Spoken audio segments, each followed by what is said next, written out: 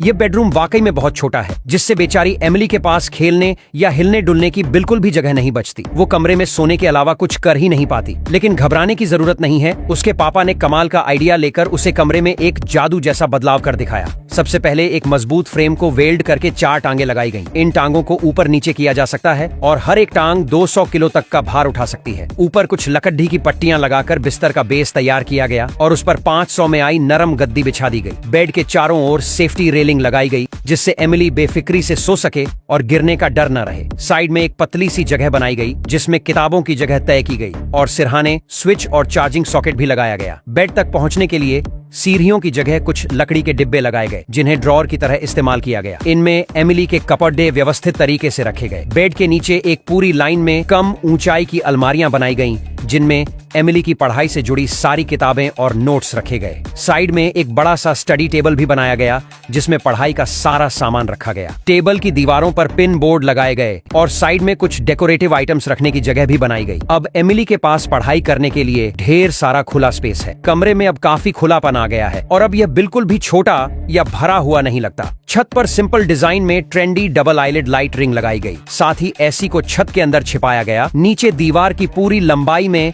Wardrobe बनाया गया। ऊपर पुराने कंबल रखने की जगह, नीचे एमिली की मौसी के दिए कपड़े और लंबी फ्रॉक्स के लिए भी हैंगर की जगह छोड़ दी गई। बगल की दीवार पर छोटा सा ब्लैक बोर्ड लगाया गया, जहां एमिली कुछ भी ड्रा कर सकती है। आखिर में उसके लिए छोटा सा प्रोजेक्टर भी लगाया गया, ताकि वो घर में ही बड़ी बड़ी फिल्में पहले देख सके। देखा जाए तो इस तरह के छोटे स्पेस में भी बड़े बदलाव किए जा सकते हैं। बस जरूरत है थोड़ी सी सोच और एमिली की उम्र और जरूरतों को ध्यान में रखकर स्मार्ट डिजाइन करने की।